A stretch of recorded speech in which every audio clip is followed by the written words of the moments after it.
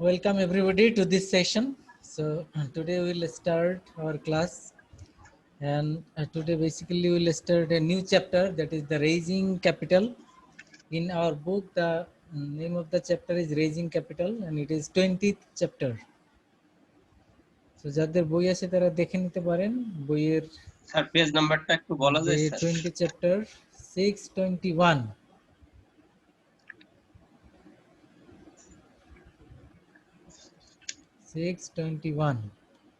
Raising Capital. আমি share করে দিচ্ছি, সবাই দেখতে পাবেন।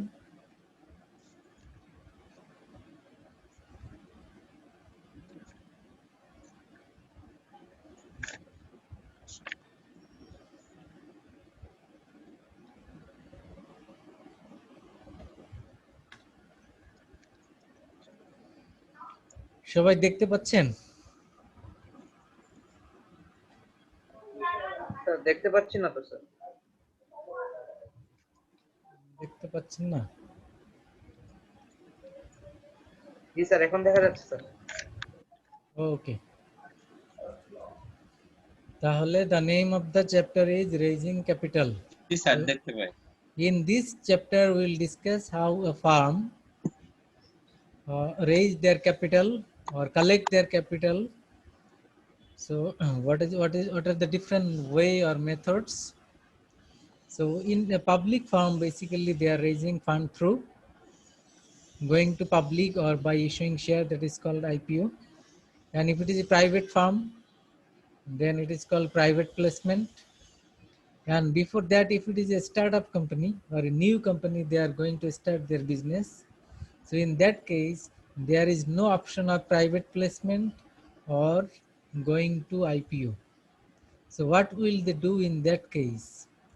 So and that is important issue in this chapter. So আমরা যেটা বলছি যে suppose you have an idea, so you want to start a new business, but you don't have the sufficient capital. In that case, what will you do? So somebody will suggest you can go to a bank for taking loan or go to friends for taking loan.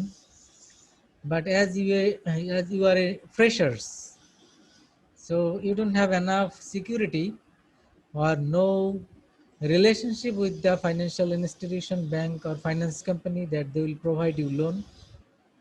So in that case, what will you do? So there are some firm who are providing capital to the startup business, and those company or those institution is called venture capitalist. Perhaps you heard of it, the name venture capitalist. So these are the financial institutions who are providing finance or providing fund to the startup business. So startup business, basically they don't have anything, they are starting from their idea and everything in their plan, and before launching their business they prepare all the plan in full-fledged, then submit to the institution, and if they are satisfied with the plan, then they approve the financing and the business start. So this is the venture capitalist firm who are facilitating these facilities to the company. So the earliest stage financing and venture capital. So already I think you got the idea what is venture capital. যারা নতুন company নতুন business start করবে, যাদের কোনো financing source নাই এই মুহূর্তে, কারণ নতুন বিজনেস আপনি শুরু করবেন, এখন কে আপনাকে ফান্ড দিবে? সো এদের জন্য রয়েছে venture capitalist, venture capital farm. এই ভেঞ্চার ক্যাপিটাল এরা কি করবে? এরা ফান্ড দিবে কাদেরকে? এই স্টার্টআপ বিজনেস এদেরকে দিবে, এবং একটি পর্যায়ে এই কোম্পানিগুলি যখন দাঁড়াবে, তার মানে একটি স্টেজে আসবে যখন তারা পাবলিকলি ট্রেড করতে পারবে, তার মানে প্রাইভেট থেকে পাবলিকে কনভার্ট করবে, তখন এই ভেঞ্চার ক্যাপিটাল ফার্মগুলি তারা সেখান থেকে তাদের ইনভেস্টমেন্ট উইথড্র করে নিয়ে তারা সেখান থেকে চলে যাবে। তখন ফার্ম যে পাবলিক লিমিটেড কোম্পানি হিসেবে ফুল ফ্লেজে রান করবে। You got the idea? বুঝছেন সবাই? ভেঞ্চার ক্যাপিটালটা কি?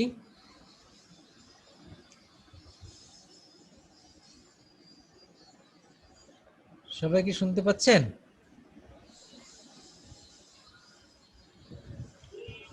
শুনতে পাচ্ছি। শুনতে পাচ্ছি স্যার। আচ্ছা, দু একজন ভিডিও অন করে রাখেন যাদের নেটে সমস্যা নাই, কারণ সবাই শুনতে পাচ্ছেন কিনা দু একজনকে না দেখলে তো বোঝা যাবে না, রেসপন্স জানা দরকার। সো একটু কথাবার্তা বললে তখন বোঝা যাবে যে আপনি শুনতেছেন কিনা, বুঝছেন কিনা। তো আমরা ভেঞ্চার ক্যাপিটাল ফার্ম বলতে আমরা ওই ফাইন্যান্সিয়াল ইনস্টিটিউশনকে বুঝবো যারা কি করে নতুন বিজনেসে তারা ফান্ড করে। ওকে, তো এখন এরা কারা? এই যাদেরকে আমরা ভেঞ্চার ক্যাপিটালিস্ট বললাম, এরা কারা? এরা হলো ব্যাংক, এরা হলো ফাইন্যান্স কোম্পানি, এরা হলো লিজিং কোম্পানি। বাংলাদেশে তো অনেক কোম্পানি আছে আপনারা জানেন, ফাইন্যান্স কোম্পানি হিসেবে পরিচিত যারা, মূলত এরাই এই কাজটি করে থাকে। ব্যাংক অনেক সময় করে, কিন্তু basically the finance and investment company যারা রয়েছে, যারা লিজিং কোম্পানি, এরা এই কাজটি করে থাকে।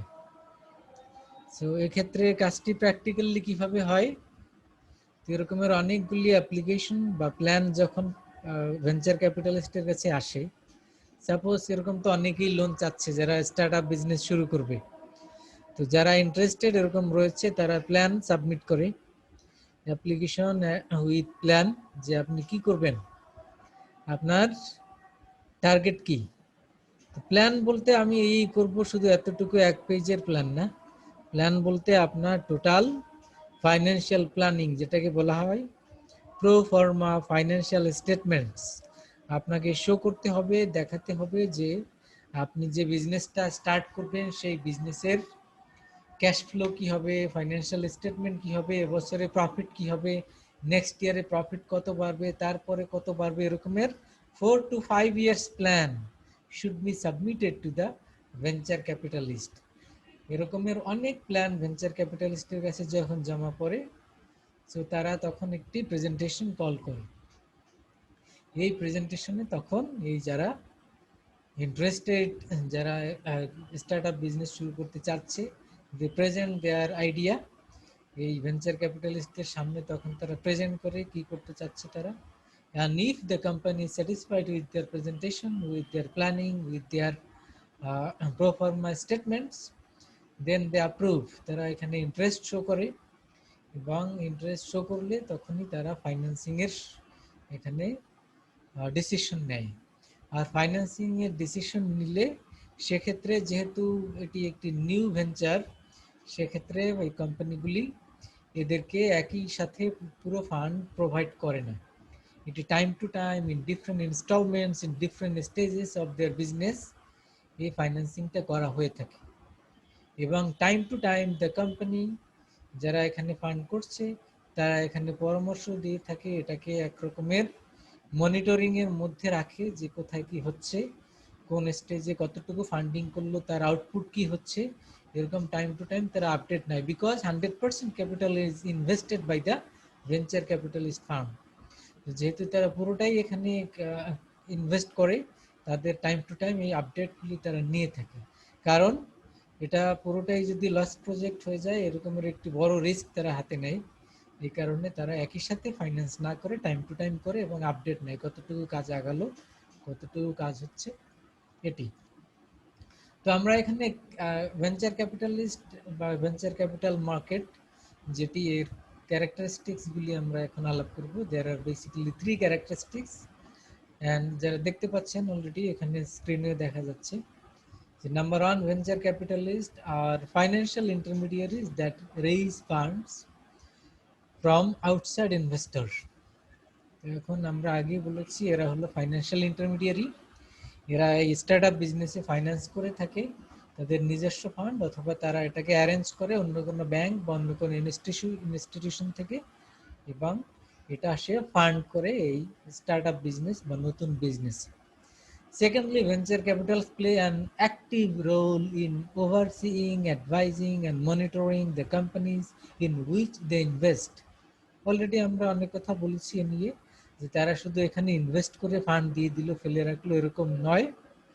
দে are playing an active role in overseeing, মানে কি হচ্ছে এগুলি তারা অবজার্ভ করে, অ্যাডভাইস করে কি কি করণীয়, and monitor the companies in which they invest, এই কোম্পানিকে তারা মনিটরিংও করে থাকে।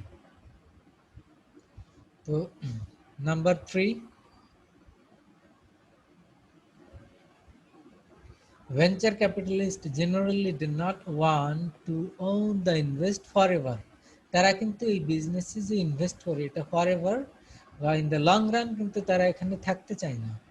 তারা চায় একটি সময়ে they will withdraw their fund, their investment, and they will exit, they will quit the firm. এক সময় এখান থেকে টাকা যেটা ইনভেস্ট করা হয়েছে সেটা যদি তারা ফিরে পায় এবং তখনই তারা এদেরকে এদের হাতে দিয়ে তখন তারা কুইট করবে, এখানে তাদের আর থাকবে না, তারা অন্য আবার কোথাও ইনভেস্ট করার প্ল্যান করবে।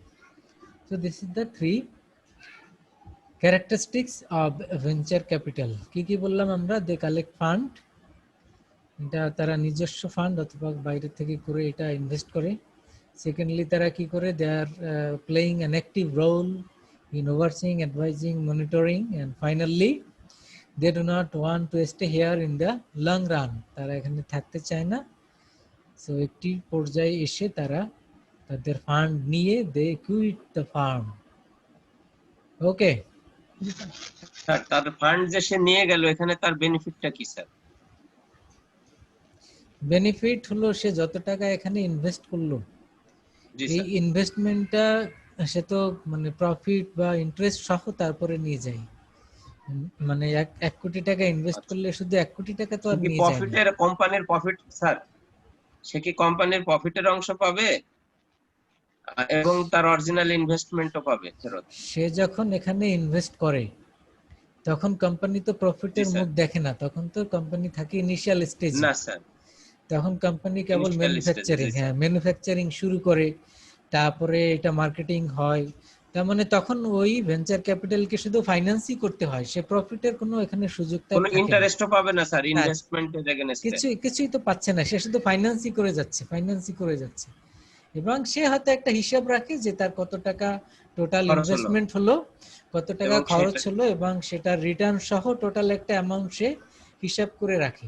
এবং এই জি স্যার। কোম্পানি যখন ব্রেক ইভেন পার হয়, জি স্যার। ব্রেক ইভেন মানে যখন সে প্রফিট পজিশনে যায়, তখন জি স্যার। সেই কোম্পানিকে প্রাইভেট কোম্পানি থেকে পাবলিক কোম্পানিকে ট্রান্সফার করে দিয়ে, মানে মার্কেটে শেয়ার ইস্যু করে দিয়ে, এই শেয়ার থেকে যে ফান্ড কালেকশন হয় এখান থেকে তার টোটাল ক্যাপিটাল নিয়ে সে কুইট করে।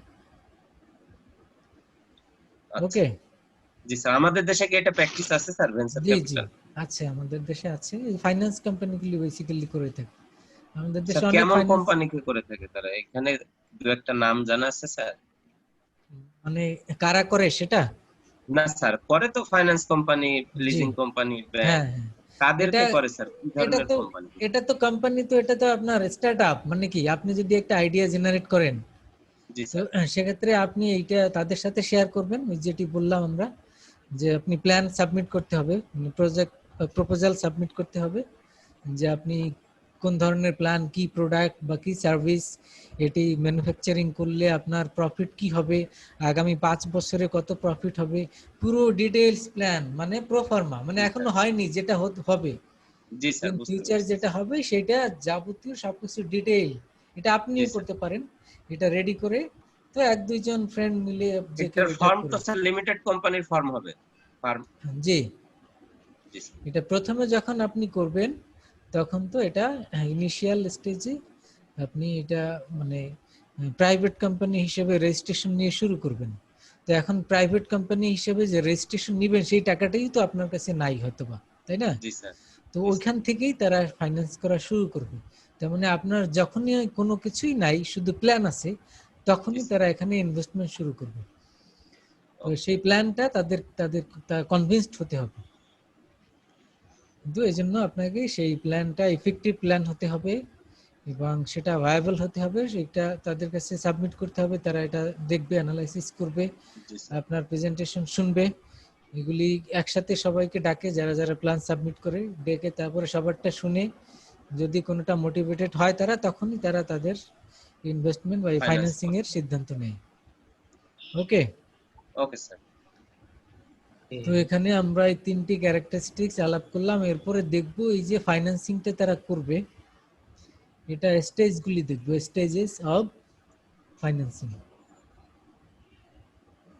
কয়টি স্টেজে কিভাবে তারা করে থাকে। Number 1, seed money stage. তার মানে যখন এটি শুধু প্ল্যান, কোনো বিজনেস এটা প্র্যাকটিক্যালি আলোর মুখ দেখেনি, এখন অনলি কি আছে, প্ল্যানের মধ্যে আছে, এবং এটা একটি প্রোডাক্ট ডেভেলপ করবে বা সার্ভিস ডেভেলপ করবে, তারপরে এটা মার্কেটিং করতে হবে। তো এই স্টেজে আছে, তখন তাদের টাকা দরকার, সেই টাকাটায় যখন এই ফাইন্যান্সটি করবে, এই ফার্স্ট স্লট বা ফার্স্ট ফেজ, এই ফার্স্ট ফেজের ফাইন্যান্সিং কি বলা হয়, সিড মানি স্টেজ।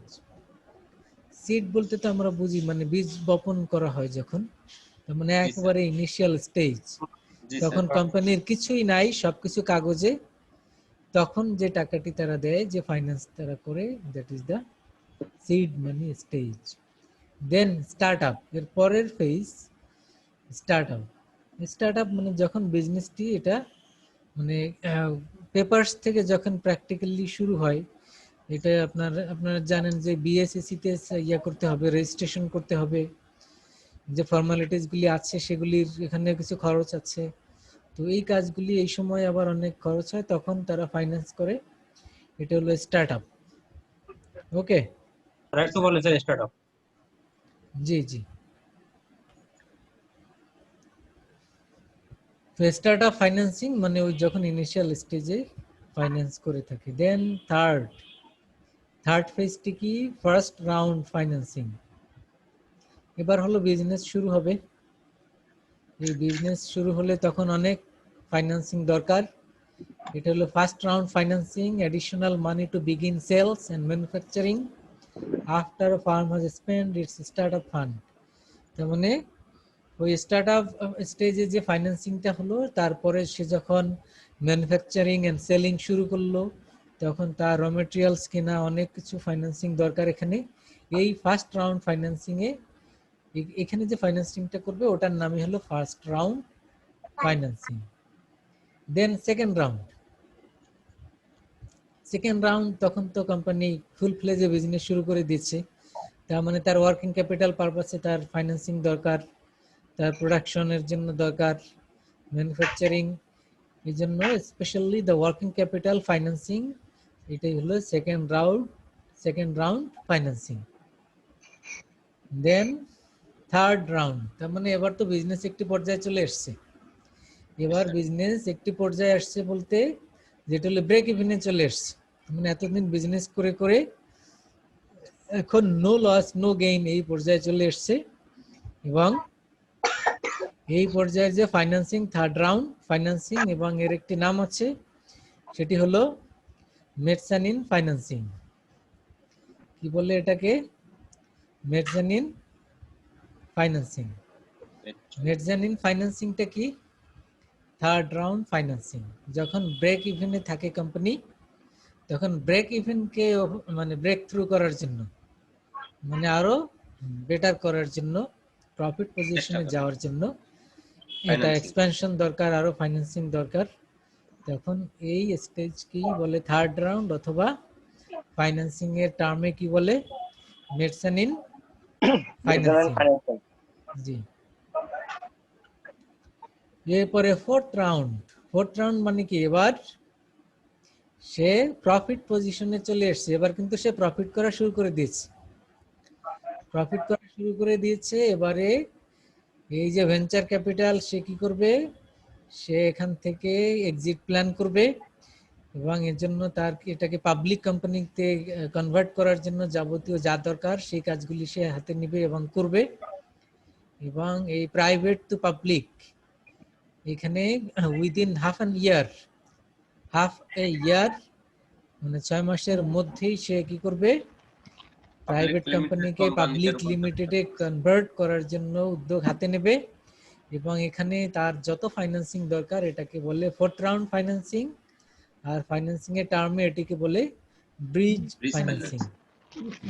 আপনাকে যদি বলা হয় হোয়াট ইজ ব্রিজ ফাইন্যান্সিং, আপনি সহজেই বলতে পারবেন the financing required the private farm to go to public. Public sir bridge financing তো আরেকটা আছে না স্যার, যে Fourth একাধিক ফান্ড একত্র হয়ে বড় ফাইন্যান্স যেগুলো করে? দ্য সিন্ডিকেট, সিন্ডিকেট ফাইন্যান্সিং মানে অনেকগুলি ফার্ম। ব্রিজ ফাইন্যান্সিংটা আরেকবার বলেন স্যার। ব্রিজ ফাইন্যান্সিং হলো আপনার, এটা তো এতদিন প্রাইভেট লিমিটেড কোম্পানি ছিল, জি স্যার। এখন এবার সে শেয়ার মার্কেটে যাবে, শেয়ার ইস্যু করবে, ফান্ড রেজ করবে। তো এই জন্য প্রাইভেট থেকে পাবলিকে যাওয়ার যেটা জন্য যে ফাইন্যান্সিং দরকার হয় ওই স্টেজে, সেটা হলো ব্রিজ ফাইন্যান্সিং। আর কামরুল সাহেব যেটি বললেন, অনেকগুলি ব্যাংক এক হয়ে যখন কোনো বড় কোম্পানিকে কয়েক হাজার কোটি টাকা লোন দেয়, একজন লিড ব্যাংক থাকে সেখানে, তো সেটি হলো সিন্ডিকেট, সিন্ডিকেট ফাইন্যান্সিং। মানে সিন্ডিকেট ফার্ম করে, একটি লিড ব্যাংক থাকে এবং সে বাকি অনেকদেরকে এখানে সাথে নেয় এবং যে লিড দেয় তাকে বলে লিড ব্যাংক, এবং বাকিদের কন্ট্রিবিউশন থাকে, সে হয়তো একটু বেশি দেয়। তো এবং এটি বড় বড় ফাইন্যান্সিং এর ক্ষেত্রে মানে লার্জ অ্যামাউন্টের ক্ষেত্রে এটি হয়ে থাকে, যখন থাউজেন্ডস অফ ক্রোড টাকা ইনভেস্টমেন্ট হয় তখন একটি ব্যাংক এত বড় রিস্ক নিতে চায় না, তখনই এটি হয়ে থাকে। তাহলে আমরা কয়টা স্টেজ পেলাম এখানে? 6টা। কি কি? সিড মানি, মানে stage, startup, first first round financing, second round financing, third round financing, fourth round. জি, কোনটাকে কি বলে তো ক্লিয়ার সবার কাছে, তাই তো? জি স্যার, ব্রিজ ফাইন্যান্সিং। আচ্ছা, তাহলে আমরা এবার যদি স্টেজ বাই স্টেজ চিন্তা করি, যে ব্রিজ ফাইন্যান্সিং হলো ওই stage when the company go to public, তাই তো? Yes, sir. এখন পাবলিকে যাওয়ার Private জন্য limited. এখন তাহলে আমাদের ডিসকাশনে আসবে, তাহলে পাবলিকে যাওয়ার জন্য তাহলে কি করণীয়, কি করতে হবে? শেয়ার মার্কেটে যেতে হবে তাকে স্যার। শেয়ার IPO র মার্কেটে মাধ্যমে। যাবে, কিন্তু এজন্য প্রথমেই আপনাকে কোথায় যেতে হবে, একটি মিটিং করতে হবে, বোর্ড অফ ডিরেক্টরসদের মিটিং, সেখানে অ্যাপ্রুভাল নিতে হবে যে আমরা প্রাইভেট থেকে পাবলিকে যাব। যেতে চাই। এই অ্যাপ্রুভাল নেয়ার পরের সেকেন্ড স্টেজে কাজ হলো you will go to Bangladesh securities and exchange commission. সেখানে গিয়ে আপনাকে কি করতে হবে, অ্যাপ্লাই করতে হবে। তো অ্যাপ্লাই করলে তারা একটি সময় নেবে, ওয়েটিং পিরিয়ড, যাচাই বাছাইয়ের জন্য স্যার। জি ওয়েটিং পিরিয়ড। এই সময় 1 মাসের মধ্যে আপনি শেয়ার ইস্যু করতে পারবেন না, কিন্তু শেয়ার ইস্যু করার জন্য আপনি কথাবার্তা বলতে পারবেন আন্ডাররাইটারদের সাথে বা ইনভেস্টমেন্ট ব্যাংকারদের সাথে, এবং যখন আপনি অ্যাপ্রুভাল পাবেন তখনই আপনি প্রসপেক্টাস ইস্যু করবেন। প্রসপেক্টাস ইস্যু করলে এখানে মোফাজ্জল হোসেন, কি কোনো সমস্যা হচ্ছে? মোফাজ্জল শুনতে পাচ্ছেন? কোনো সমস্যা বা বলতে চাচ্ছেন কিছু? না স্যার। রেইজ হ্যান্ড করলেন এই কারণে। তো এরপরে আমরা যেটা বলছিলাম যে এটি একটি ওয়েটিং পিরিয়ড থাকে যে তাদেরকে পারমিশন দেওয়ার জন্য, এবং এই পারমিশনটি যখন পাবে তখনই তারা শেয়ার মার্কেটে যেতে পারবে। তার মানে তখন তারা ডিএসসি তে যাবে, ওখানে আবার এনরোলমেন্ট হতে হবে, এবং এনরোলমেন্ট হলে তারা পত্রপত্রিকায় বিজ্ঞাপন দেবে আইপিওর জন্য, এবং আইপিওতে তারা শেয়ার ইস্যু করবে। IPO সবাই জানেন, initial public offering. So when the company go to the public and issue share for the first time, that is the initial public offering. Okay. আর এই ওয়েটিং পিরিয়ডে আপনি তো প্রসপেক্টাস ইস্যু করতে পারবেন না, তখন অ্যাপ্রুভাল পাওয়ার আগে তখন কথাবার্তা বলতে পারবেন, কিন্তু প্রসপেক্টাসের পরিবর্তে আপনি ডকুমেন্টস গুলি হয়তো আন্ডাররাইটারদের সাথে কথা বলার জন্য শো করতে পারবেন, প্রসপেক্টাসের অল্টারনেটিভ। তো এটাকে বলে রেড হেয়ারিং, মানে ফাইল এই ফাইলগুলি দেখাতে পারবেন যে আমাদের অ্যাপ্রুভালের জন্য আমরা ওয়েট করছি, কিন্তু আমরা শেয়ার ইস্যু করব। কারণ কোনো কোম্পানি নিজেরাই তো শেয়ার ইস্যু করে না, আপনারা জানেন। যে কোম্পানিগুলি শেয়ার ইস্যু করার জন্য তাদের একটি মিডিয়া দরকার হয়, এবং সেই মিডিয়াগুলি যারা এগুলি রোল প্লে করে তারা হলো ইনভেস্টমেন্ট ব্যাংকার বা এদেরকে বলে আন্ডাররাইটার। তো এই আন্ডাররাইটারদের সাথে কথা বলতে হয় কোম্পানির, এবং কথা যখন বলা তারা এগ্রি করবে, তখন এই শেয়ারগুলি তাদেরকে তাদের মাধ্যমে সেল করা হয়। তো যারা আন্ডাররাইটার তারা কি করবে?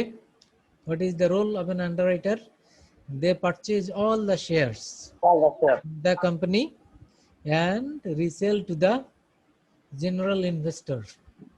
যারা স্মল ইনভেস্টরস বা জেনারেল ইনভেস্টর রয়েছে তাদের কাছে বিক্রি করে। তাহলে আপনি একজন জেনারেল ইনভেস্টর, আপনি শেয়ার কিনতে চাচ্ছেন, আপনি কিন্তু কোম্পানির সাথে যোগাযোগ করবেন না, আপনি কার সাথে যোগাযোগ করবেন?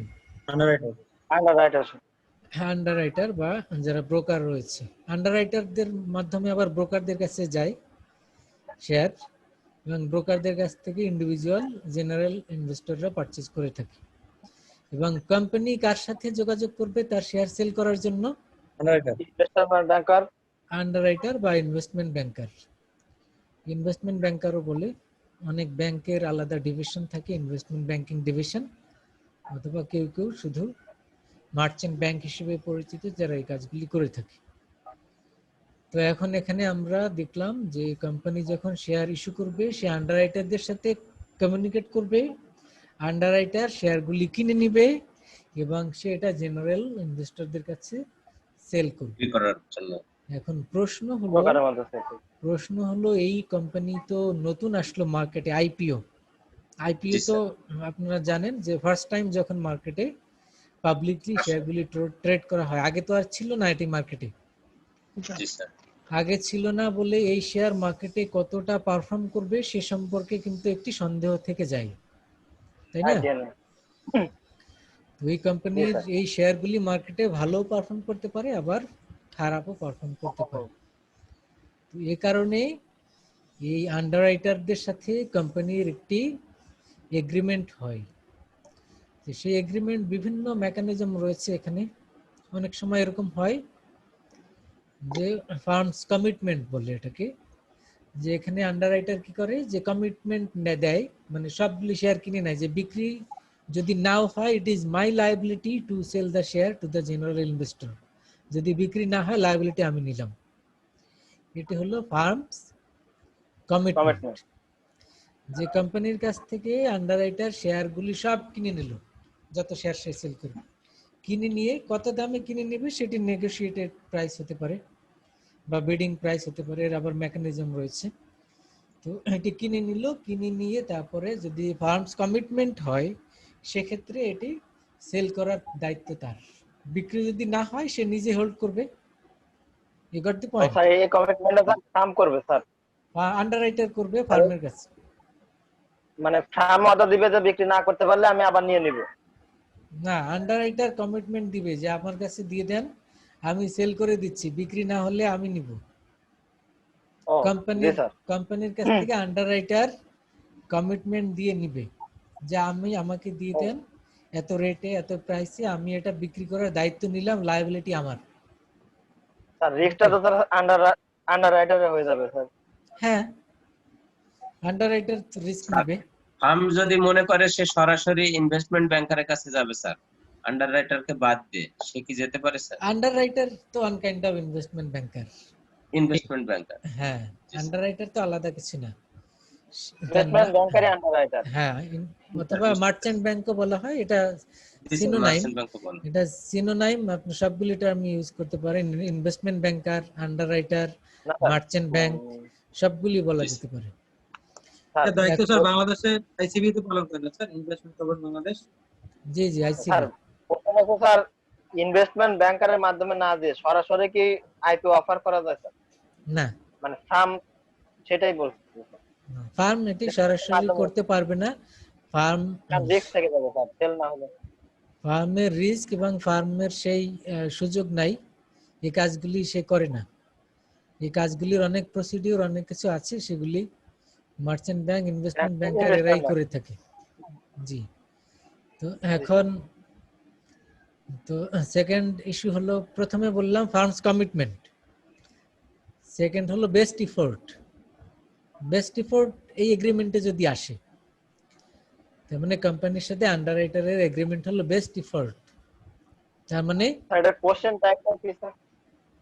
জি স্যার এটা কোশ্চেন, কোন কোশ্চেনের অ্যানসার গুলো স্যার? এটা যে firm sir, commitment, best effort. টার্মগুলো আসতেছে তাই না sir?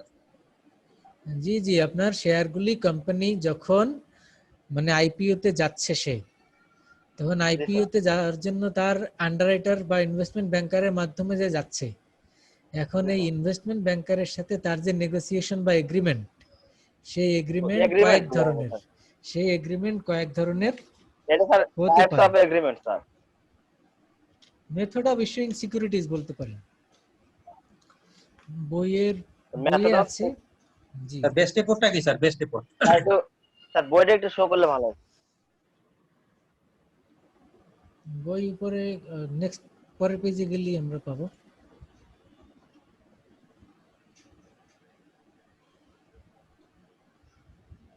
Alternative issue method, farm commitment.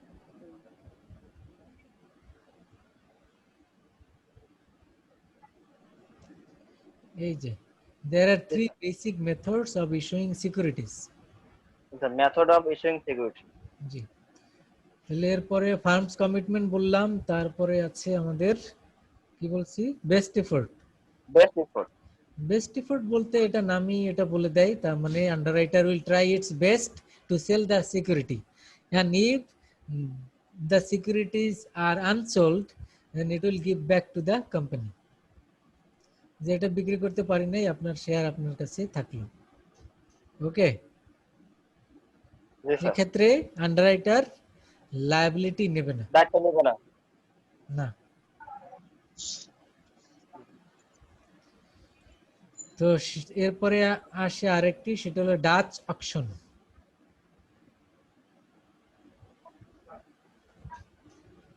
Dutch auction এটি কি? এটি হলো কোম্পানি যখন মানে অকশনে যাবে, উপরে দুইটা নরমালি হয় নেগোসিয়েশন, নেগোসিয়েশন এন্ড এগ্রিমেন্ট, উপরের দুইটা মেথড। আর নেগোসিয়েশন এন্ড এগ্রিমেন্টের ক্ষেত্রে নরমালি প্রাইস একটু কম নেয়ার জন্য কোম্পানিকে রাজি হতে হয়। You got the point? Sir আবার বলেন। জি স্যার। এটি উপরের দুটি method normally negotiation with the underwriter, সেক্ষেত্রে একটি কোম্পানি একটি আন্ডাররাইটারের সাথেই তার নেগোশিয়েট করতে হয়, একই সাথে তো আর অনেকগুলি আন্ডাররাইটারের সাথে নেগোশিয়েট করা যায় না। তো এক্ষেত্রে নরমালি তার ফেস ভ্যালু মনে করেন 10 টাকা, তো সে খুব বেশি এখান থেকে ডিমান্ড করতে পারে না, কারণ নেগোসিয়েশনে নতুন শেয়ার তো এখানে তো রিনাউন্ড কোম্পানি না হলে আন্ডাররাইটাররা তো আর বেশি প্রাইস অফার করবে না। তো এটি একটি বিষয়। তো কোম্পানি যদি মনে করে যে না নেগোসিয়েশনে গেলে সে বেশি প্রাইস পাচ্ছে না, তখন সে অকশনে যায়, বিড নিলামের মতো। বিড বিড হ্যাঁ, জি স্যার। তো বিডিং হয় এখানে। বিডিং হলে সে এখানে যারা বিডার আছে মানে অনেক আন্ডাররাইটার এখানে আসে, আন্ডাররাইটাররা এখানে ই করে অ্যাপ্লাই করে যে আমরা আপনাদের শেয়ার কিনতে চাই, মনে করেন কোম্পানি কত 1 লাখ শেয়ার সেল করবে, 1 লাখ শেয়ার সেল করবে মনে করেন। তো এখানে এরকমের 20টা আন্ডাররাইটার সে কি করলো, এখানে বিড করলো। বিড করলো কিভাবে? বললো যে আমরা একটা আন্ডাররাইটার বললো যে আমরা 50 টাকা দিব। 1 লাখ শেয়ার সেল করবেন, তো আমরা এর মধ্যে 50,000 শেয়ার কিনবো যদি আপনি 12 টাকায় দেন। আর একজন আন্ডাররাইটার বলল আমরা 10,000 শেয়ার কিনতে রাজি আছি যদি আপনি 15 টাকায় দেন।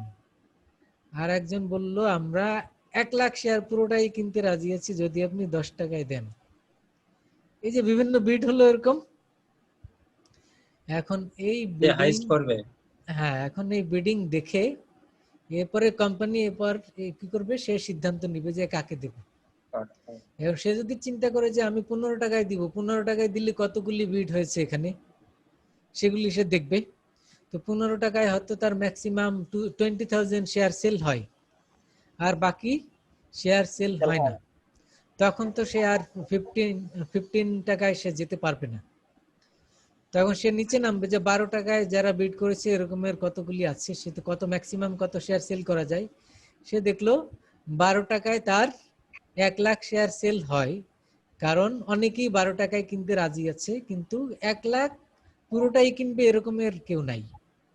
ঠিক আছে, তখন কোম্পানি কি করবে, এই 12 টাকা পর্যন্ত সে মানে অ্যাকসেপ্ট করবে, অ্যাকসেপ্ট করে একটা লিস্ট করবে যে 12 টাকায় কিনতে রাজি আছে কোম্পানি এ এত শেয়ার, কোম্পানি বি এত শেয়ার, আর যারা 15 টাকায় কিনতে রাজি ছিল ওদেরকেও তখন 12 টাকায় দিবে এবং এত শেয়ার। তো এরকম টোটাল সে 1 লাখ শেয়ারকে অ্যালোকেট করবে। এই সিস্টেমকে বলে ডাচ অকশন। Dutch auction. এই যে মনে করেন এখানে দেখতে পাচ্ছেন বিডার A B C D E, এখানে বিডার এ কোয়ান্টিটি 100, প্রাইস 16 টাকা, বিডার বি 100 শেয়ার কিনবে 14 টাকা, বিডার সি 100 শেয়ার কিনতে রাজি 12 টাকায়, ডি 200 শেয়ার 12 টাকা, ই 10 টাকা। এখন সে দেখবে কত শেয়ার, তা সি পর্যন্ত যদি তার টোটাল শেয়ার 1 লাখ হয়ে যায় মনে করেন, তাহলে সির নিচে নামবে না, সি হলো 12 টাকা পর্যন্ত, তখন 12 টাকায় ইস্যু করবে এবং উপরে যারা 16 টাকা 14 টাকা অফার করেছে তাদেরকেও সে 12 টাকায় দিবে। বুঝছেন? সেক্ষেত্রে স্যার ওদের কাছ থেকে বেশি নেওয়ার কোনো সিস্টেম নাই, সব না না, তখন যারা বেশি অফার করেছিল তাদেরকেও ওই 12 টাকায় তারাও কমে পাবে। তারাও কমে পাবে। আর ওদেরকে 16 টাকায় দিতে হলে তো 100 শেয়ারের বেশি সেল করতে পারবে না, পুরোটা তো আর সবাই। আর ওদের 100 টাকা দিলে নিচের গুলোর 14 টাকা দিলে 12 টাকা দিলাম, আলাদা আলাদা করা যাবে। এটা তো জেনে যাবে, মার্কেটে এটা ওপেন না, এটা তো সম্ভব না। আপনি একই প্রোডাক্ট এক একজনের কাছে এক এক প্রাইস নিতে পারবেন? এটা প্রাইস, এটা গুডস এর ক্ষেত্রেও তো হয় না।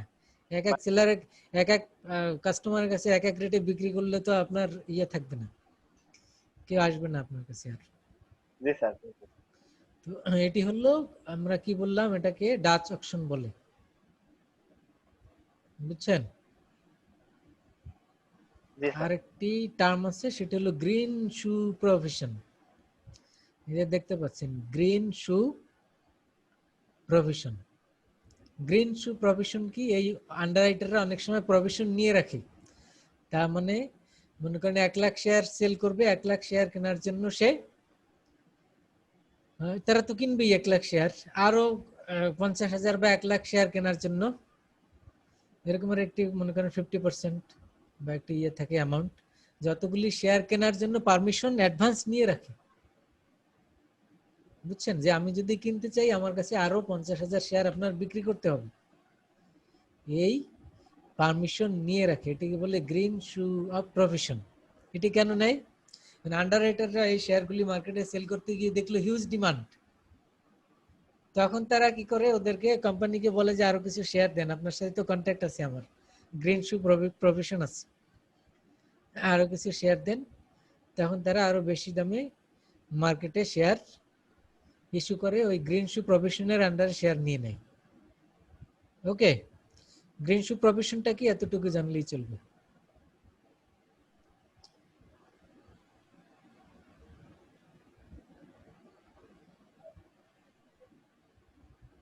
তারপরে দেখেন লকআপ। লকআপটা কি?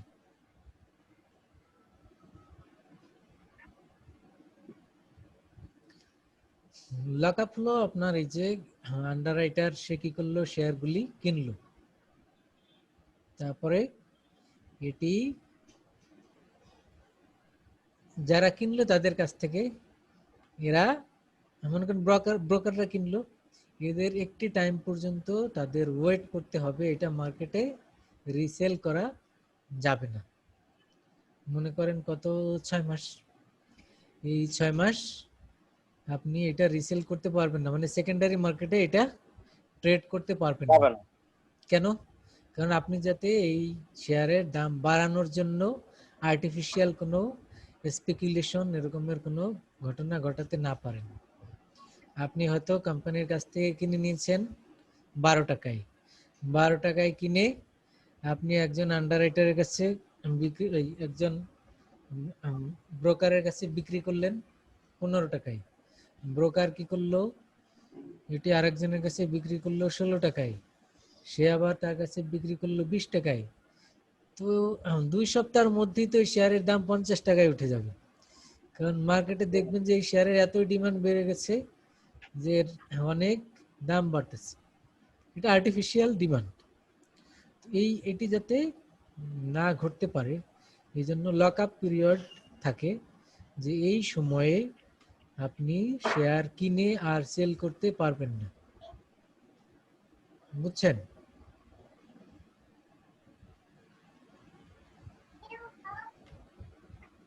জাস্ট লক আপটা কাকে বলে এতটুকু জানলে হবে। এটা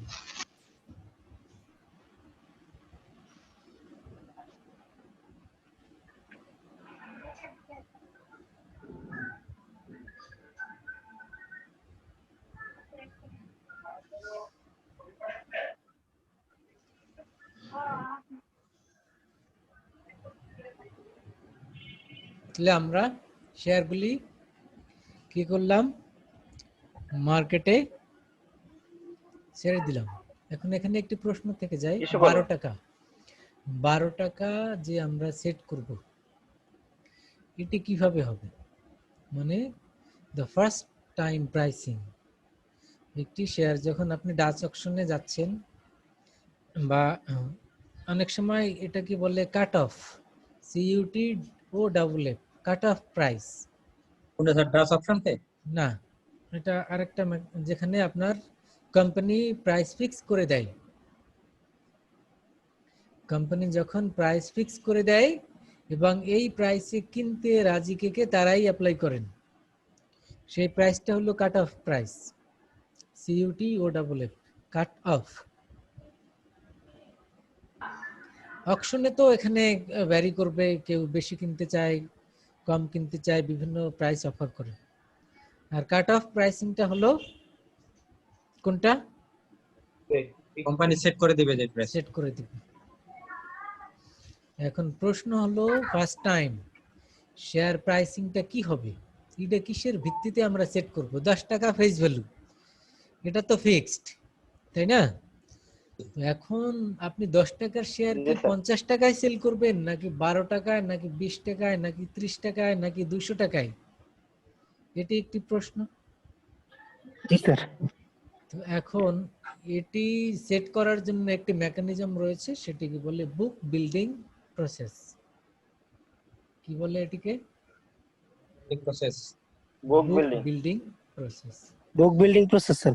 জি, বুক বিল্ডিং। বুক বিল্ডিংটা কি তাহলে?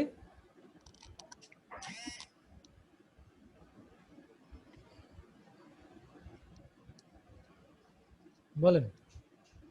যে প্রসেসের মাধ্যমে স্যার শেয়ারের মূল্য নির্ধারণ করা হয়। The process by which share price are fixed.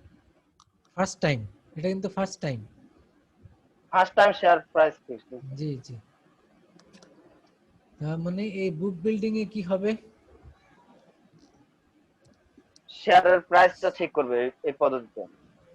First time শেয়ারের প্রাইসটা ঠিক করবে। কথা কি শোনা যায়? এটা অনেক ভাবে হয়ে থাকে। বুক বিল্ডিংটা মূলত আন্ডাররাইটারদের সাথে নেগোসিয়েশনের মাধ্যমে হয়, অনেক আন্ডাররাইটারদের সাথে। সেটা কিভাবে হয়? স্যার প্রথম ভ্যালুটা কি স্যার আন্ডাররাইটার ঠিক করে দেয় না স্যার? প্রথম ভ্যালুটা আন্ডাররাইটার যদি সেট করে দেয়, সেটা তো আমরা বললাম যে book building process. Normal negotiation. Book building process. এবং বুক বিল্ডিংটা কিভাবে হবে? বুক বিল্ডিংটা হবে লিখিত। এটা কি বলে? Road show. এটাকে বলে road show. Road show, road, ROAD, road, SHOW, road show. Road show মানে রাস্তায় কোনো শোডাউন না, বুঝছেন? জি স্যার, এটা লাইট রাস্তায় আছে। রাস্তায় কোনো শোডাউন হচ্ছে না, এটা এসি রুমের মধ্যেই হচ্ছে। তো নাম এটা রোড জি শো। স্যার। না, রোড শোতে কি হয়? স্যার এসে সরলে ভালো হতো স্যার। রোড শোতে কি হয়, এখানে এই যারা ব্রোকার আন্ডাররাইটার আছে, আন্ডাররাইটাররা সব একটি কনফারেন্সের মতো এক জায়গায় আসে, কোম্পানির সাথে নেগোসিয়েশন হয়, তখন কোম্পানির সাথে আলোচনা হয়, নেগোসিয়েশন হয়, স্যার এবং তারা বিভিন্ন কিছু অফার করে, কোম্পানি অ্যাকসেপ্ট করে, রিজেক্ট করে, মানে এক ধরনের বার্গেনিং আর কি, বুঝছেন? জি স্যার। এটা হলো রোড শো। আর এই রোড শোর মাধ্যমে যে প্রাইসিংটা ফিক্স হয়, এটি হলো বুক বিল্ডিং প্রসেস। তার মানে বুক বিল্ডিং প্রসেসের মাধ্যমে ফার্স্ট টাইম প্রাইসের ফার্স্ট টাইম নির্ধারণ করা হয়। নির্ধারণ করা হয়। এই আর যদি কোম্পানি ফিক্স করে দেয়, ওটা তো আমরা বললাম কাট off price. Cut off. Cut off ওটা কোম্পানি সেট করে দিছে, এখন যারা কিনতে চায় তারা আসেন, বুঝছেন? ভালো ভালো কোম্পানি কাট অফ প্রাইস দিতে পারে, কারণ তাদের রেপুটেশন ভালো। জি। এবং কাট অফ প্রাইস বা বুক বিল্ডিং, এটি নরমালি আন্ডার প্রাইসিং হয়। আন্ডার প্রাইসিং বলতে এটি খুব হাই প্রাইসিং করা হয় না। সর্বনিম্ন মূল্য দেওয়া। জি, যত কমে পারা যায়, কারণ বুক বিল্ডিং এ তো আন্ডাররাইটাররা তারা চায় যত কমে কিনা যায়, সো নেগোসিয়েশনটা ওরকমই হয়। তো এটা আন্ডার প্রাইসিংই হয় নরমালি। ওকে, তাহলে বুক বিল্ডিং হয়ে গেল। তো বুক বিল্ডিং জি, আন্ডার স্যার। প্রাইসিং কেন হবে? কারণ বেশি প্রাইস অফার করলে তো এটা কিনতে চাইবে না কেউ। এটি হলো মূল যুক্তি, যাতে প্রাইস কম থাকে।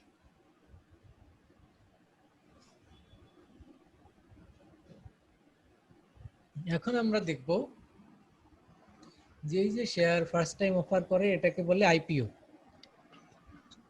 কিন্তু যেই কোম্পানি অলরেডি মার্কেটে আছে, তারা যদি নতুন শেয়ার ইস্যু করে, তখন তাকে আমরা কি বলবো? শেয়ার না, খরচ। মানে আপনার কোম্পানি মার্কেটে অলরেডি আইপিও আগে ইস্যু করেছে, এগুলি মার্কেটে শেয়ার আছে, এখন সে আরো কিছু শেয়ার ইস্যু করতে চাচ্ছে। তো অফারিং দুই রকম, একটি হলো ক্যাশ অফার আর একটি হলো রাইট অফার। ক্যাশ অফার যখন পাবলিকের কাছ থেকে মানে directly to the public offer করা হয় এবং পাবলিক কিনতে পারে ক্যাশের মাধ্যমে পেমেন্ট করে, সেটা হলো ক্যাশ অফার। তো ক্যাশ অফারের ক্ষেত্রে আমরা দেখি যদি আইপিও হয়, সেটি হলো initial public offering, the company offer the share for the first time. আর যদি এরকম হয় not for the first time but it is a fresh share, okay, নতুন ইস্যু করেছে বাট এটা কোম্পানি ফার্স্ট টাইম না, সেটাকে আমরা বলি season equity, season equity offering.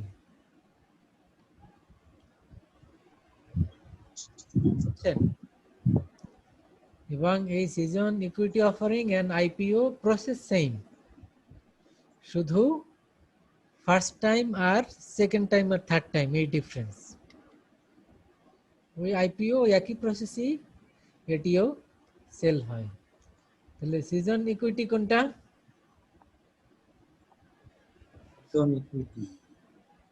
বলেন। স্যার সেকেন্ড টাইম যেটা শেয়ার করে স্যার সেল করে যেগুলো। এটিও এক ধরনের আইপিও, কিন্তু এই কোম্পানি আইপিও তে অনেক আগে এসেছে, এই কারণে আমরা এটাকে বললাম season equity offering, SEO. Process কিন্তু আইপিও আর এটা সেম।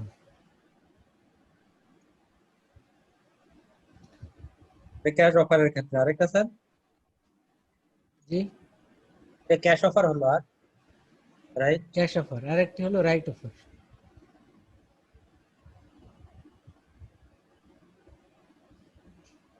রাইট অফারটা কি?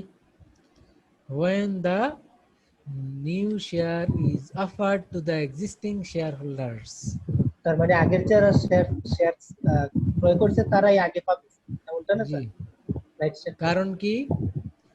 কারণ হলো যদি আপনি ক্যাশ অফার করেন, যে কেউ যদি শেয়ার কিনে, তখন এক্সিস্টিং শেয়ার হোল্ডারদের তাদের ওর্থ মানে তাদের ভ্যালু এটি কমে যায়।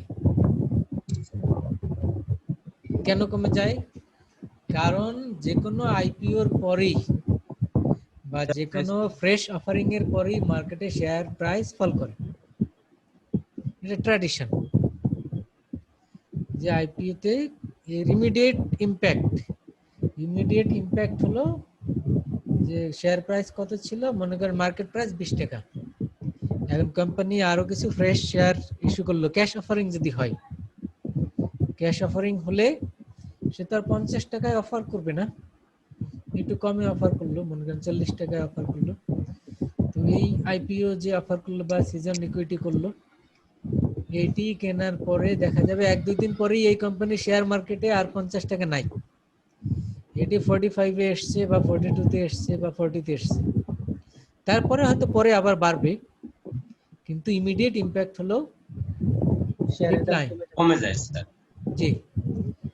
তাহলে কমে যাওয়ার কারণে কি হয়? এক্সিস্টিং শেয়ার হোল্ডার তাদের ভ্যালু কমে যায়। কমে যায়। কারণ জি যে স্যার। আগে 50 টাকায় 2টা শেয়ার হোল্ড করত, তার শেয়ারের দাম হয়ে গেল 45, তাহলে 2টা শেয়ারের দাম হলো এখন 90। 90। আগে তার 100 টাকা ছিল, এখন 90 টাকা, 10 টাকা সে লুজ করলো না এখানে? জি স্যার। কেন লস করলো? কারণ কোম্পানি এখানে ক্যাশ অফার করেছে, এই জন্য।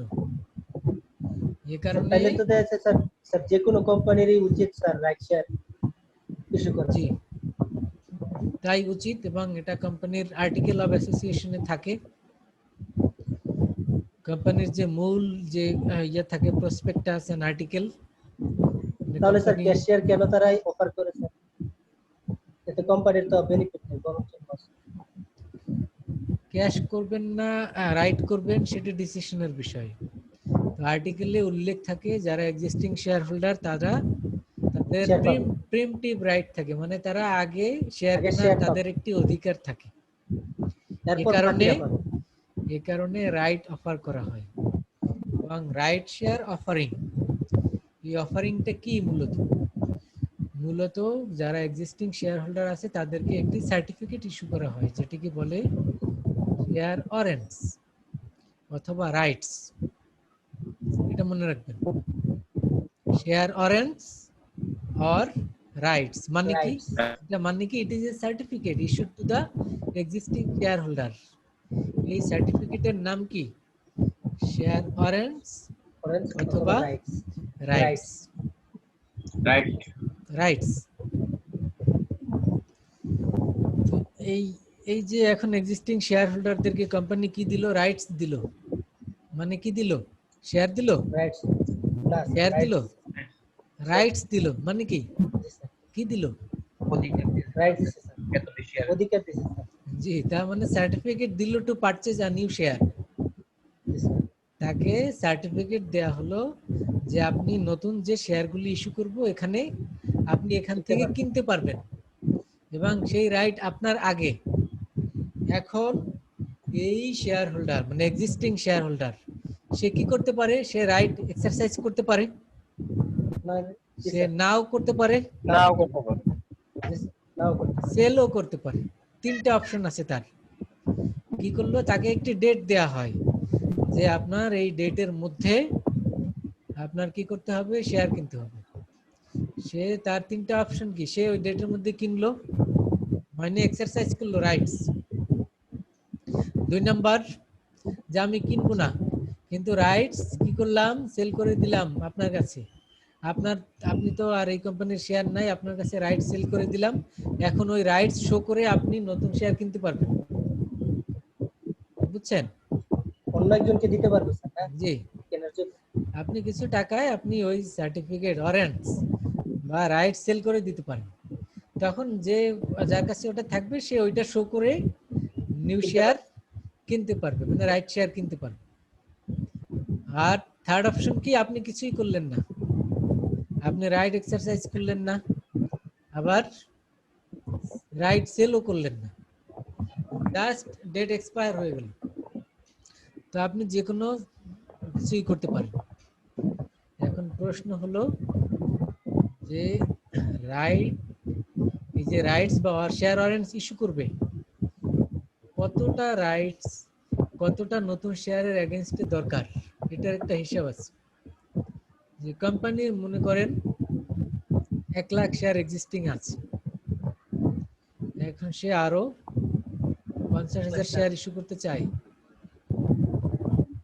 তাহলে সবাই তো আর একটা একটা পাবে না, না কারণ এক্সিস্টিং শেয়ার হোল্ডার 1 লাখ, আর নতুন ইস্যু করবে সে কত, 50,000। 50,000 তাহলে সবাই কি একটা করে শেয়ার পাবে ভাগে? না স্যার। তাহলে এখানে একটি বিষয় জানা দরকার যে যারা এক্সিস্টিং শেয়ার হোল্ডার আছে তারা যদি একটা শেয়ার কিনতে চায় তাদের কয়টা রাইটস থাকতে হবে, কথা বুঝছেন? আপনি একজন এক্সিস্টিং শেয়ার হোল্ডার, আপনি একটা রাইট শেয়ার কিনতে চান, এটা কেনার জন্য আপনার কতগুলো রাইটস থাকতে হবে? জি স্যার, মানে যাদের শেয়ার সংখ্যা বেশি তাদের রাইট বেশি স্যার। জি, কোম্পানি তো এক একটা শেয়ারের এগেইনস্টে এক একটা রাইট দিয়েছে, জি স্যার, বুঝতে পারছি। কিন্তু নতুন শেয়ার তো আর সমান সংখ্যক ইস্যু করবে না। জি স্যার, মানে যে 5,000 শেয়ার কিনছে সে আগে পাবে, যে 3,000 শেয়ার কিনছে সে পরে পাবে। না, বিষয়টা এরকম না। বিষয়টি মানে হলো যে কোম্পানির অলরেডি মার্কেটে শেয়ার আছে মনে করেন 1 লাখ, 1 লাখ। সে নতুন আরো 10,000 শেয়ার ইস্যু করবে। জি স্যার, এখন এই 10,000 শেয়ার এটা কে কিনবে? আছে তো already 1 lakh, existing holder sir. এটা সবাই তো আর একটা করে পাবে না, না স্যার, কারণ শেয়ার সংখ্যা তো কম। এখন একজন শেয়ার হোল্ডার, তার মনে করেন শেয়ার আছে তার 100, তাহলে 100 শেয়ার থাকলে সে তো তার রাইটস কত, 100। 100। তাহলে সে এর এগেইনস্টে সে কয়টা শেয়ার পাবে নতুন শেয়ার? 10টা পাবে তার স্যার। একটা হিসাব আছে, সেইটাই আমরা এখানে দেখবো যে কিভাবে মানে একটা নতুন শেয়ার পাওয়ার জন্য কতগুলি রাইটস থাকতে হয়। শেয়ার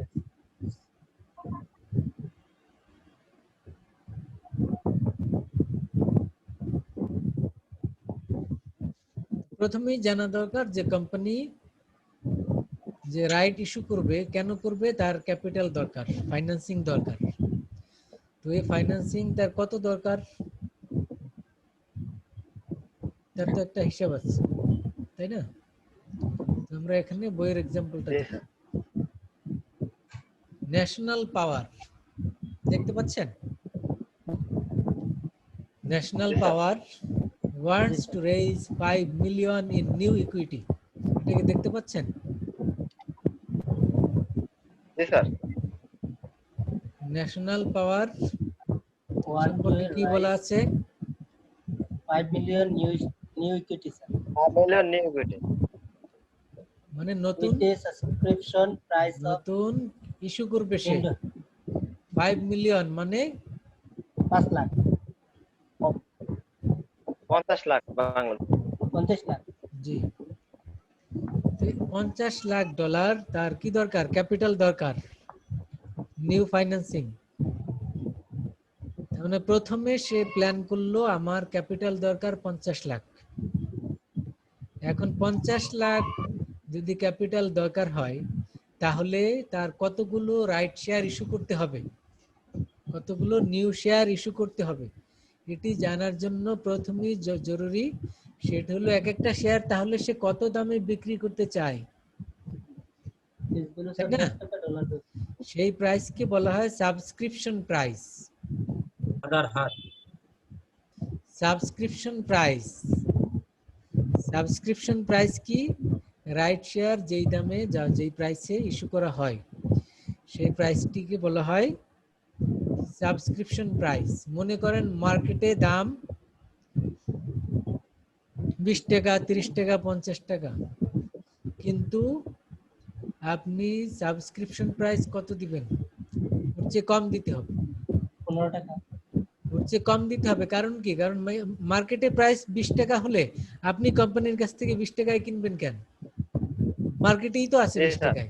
মার্কেটে তার মানে অ্যাডভান্টেজ দিতে হবে কিছু। Subscription price always should be lower than market price. এবং মিনিমাম কত হতে পারে? মিনিমাম হতে পারে 0, আর ম্যাক্সিমাম হতে পারে কত? Market price. মার্কেট প্রাইসের চেয়ে কম। জি, তাহলে মিনিমাম 0 মানে একবারে ফ্রি দিয়ে দিলাম, এটা হলো 0 প্রাইসে যদি অফার করে। তাহলে আমরা এখানে কি বললাম? কতগুলি শেয়ার ইস্যু করতে হবে? কোম্পানি প্ল্যান করলো 50 লাখ, এখন সে সাবস্ক্রিপশন প্রাইস ফিক্স আপ করলো 10 টাকা,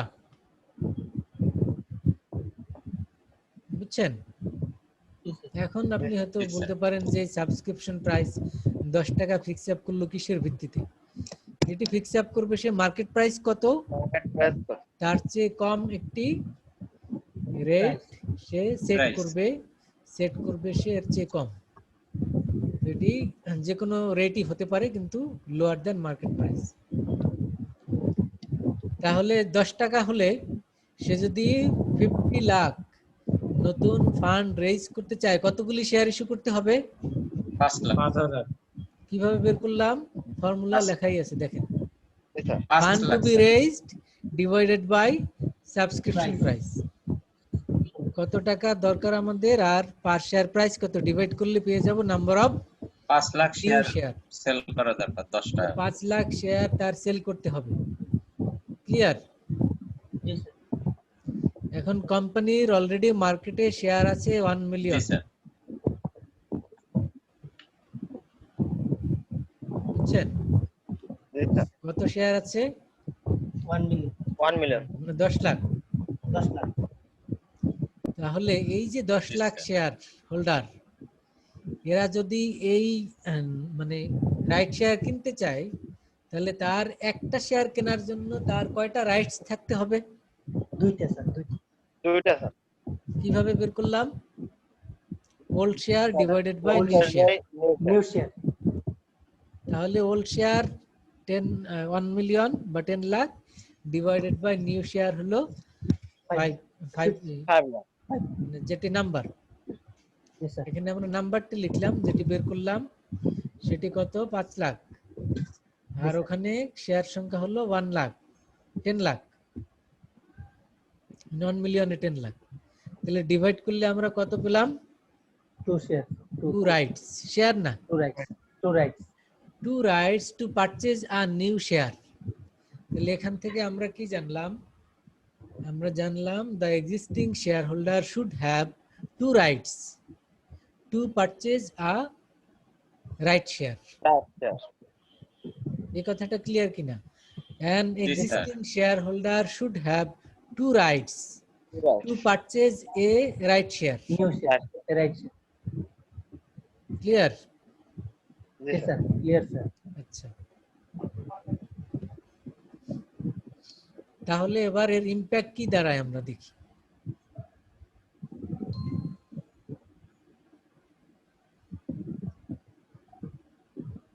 এই টেবিলটা খেয়াল করুন।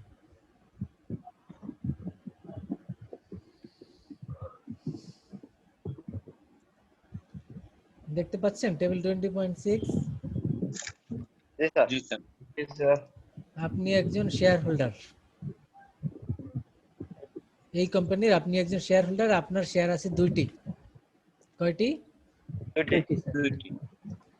শেয়ার প্রাইস মার্কেটে কত এখন? 20 টাকা, 20 ডলার। তাহলে 2টি শেয়ারের ভ্যালু কত? 40 টাকা। 40। 40 টাকা। এতটুকু ক্লিয়ার? জি স্যার। আচ্ছা, এরপরে দেখেন যে রাইট অফার করা হলো তার টার্মস গুলি কি কি? সাবস্ক্রিপশন প্রাইস 10, আমরা আগেই জানলাম। নাম্বার অফ রাইটস ইস্যুড কত? 2। 2 স্যার। ওই যে 2টি রাইট দরকার, আমরা আগেই তো বের করলাম। জি স্যার। 2টা রাইট দরকার না? জি স্যার। জি স্যার, একটা শেয়ার কেনার জন্য 2টা রাইট। যা, তাহলে number of rights for a share 2। একটি শেয়ার কেনার জন্য 2টি শেয়ার দরকার, 2টি রাইটস দরকার, শেয়ার না। রাইট স্যার, একটি রাইট শেয়ার কেনার জন্য দুইটি কি দরকার? রাইট রাইট রাইটস দরকার।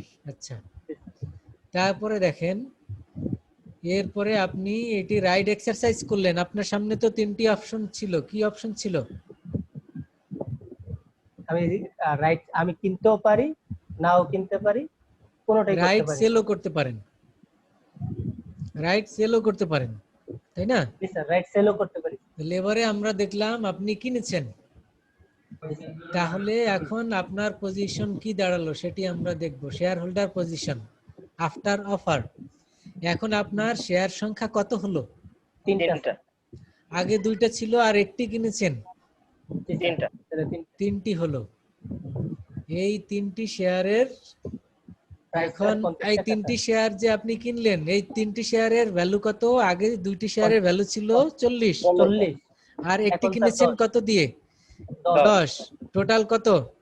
50। 50। 50 স্যার, 50 তাহলে 50 টাকা হলো তিনটি শেয়ারের ভ্যালু। তাহলে একটি শেয়ারের দেখুন প্রাইস কত পড়ে? 16.67 স্যার। 16 টাকা। আপনার মার্কেট প্রাইস কত ছিল? 20 টাকা ছিল স্যার। 20 টাকা 20 ছিল। টাকা। তাহলে এখন কত হলো? এখন স্যার 16 টাকা 16 টাকা 60 তাহলে পয়সা। আপনার 60 পয়সা। আপনার ভ্যালু লুজ করলেন কত? 20 3 টাকা টাকা থেকে 3 মাইনাস টাকা। করেন। 3 টাকা টাকা 33 পয়সা। 33 পয়সা।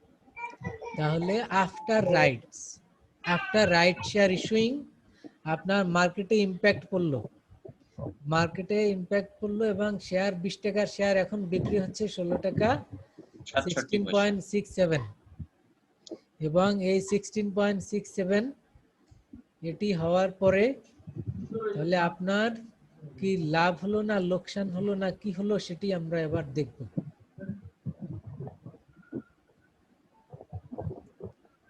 এখন আপনি মনে করেন কোম্পানি যদি চিন্তা করে, আর টোটাল ছিল কত number of share? Number of share ছিল sir 1 10 million, million. 1 million 10 lakh, 10 10 million. Lakh, 1 million. Share 1 price million. 20 টাকা, ভ্যালু অফ দ্য ফার্ম কত? 20 20 million. Lakh million, 20 million. Terms of offer তো আমরা জানি 10 টাকা আর দুইটা রাইটস। অফার আফটার অফার কি হলো? নাম্বার অফ শেয়ার কত হলো টোটাল? 15 লাখ স্যার। মানে 1.5 মিলিয়ন, 5 মিলিয়ন। এবং শেয়ার প্রাইস হলো 16.67 আর ভ্যালু অফ দ্য ফার্ম কত হলো? 25 মিলিয়ন। জি। তাহলে এখন প্রশ্ন হলো, যে ব্যক্তি রাইট এক্সারসাইজ করলো না তার লস হলো কত? তার 3 টাকা 33 পয়সা। 3 টাকা 33 পয়সা, কারণ মার্কেটে তার 20 টাকার শেয়ার এখন আর 20 টাকা নাই। নাই স্যার। না, আচ্ছা, এখন বলেন যেই ব্যক্তি রাইট এক্সারসাইজ করলো না কিন্তু এই শেয়ার ওয়ারেন্ট বা রাইট সেল করে দিল, তার কি লাভ হলো না লোকসান হলো? তার স্যার লাখ আর লাভ মানে স্যার লোকসান। তাহলে এটা আমরা দেখব ইফেক্টস অন শেয়ার হোল্ডার। যে ব্যক্তি রাইট সেল করে দিল সে এক একটি রাইট কত দামে সেল করবে? সে সেল করবে 3 দুইটা রাইটস, তার তো দুইটা 3.33 রাইট পেয়েছে সে, 3 টাকা 33 পয়সা করে সেল করে। তাহলে 3 টাকা 33 পয়সা করে দুইটা রাইট সেল করলে কত পাবেন? 6.67। 66 পয়সা। আর আপনি তো শেয়ার কিনলেন না, তাহলে আপনার 20 টাকার শেয়ার এখন 16.67 হয়ে গেল, তাই দুইটা শেয়ারের দাম কত হলো মার্কেটে? 33.33। আর রাইট সেল করে পেয়েছেন কত? 6.67। টোটাল কত আপনার? 40। 40। তাহলে আপনার লাভ হলো না লোকসান হলো? স্যার এভারেজ কোন লাভ লস হবে না। কিছুই হলো না। Break even. তার মানে রাইট যখন কোম্পানি অফার করে তখন আপনি যদি রাইট এক্সারসাইজ করেন অথবা রাইট সেল করেন, আপনার নো লস নো গেইন। বললাম কথা বুঝছেন? জি স্যার।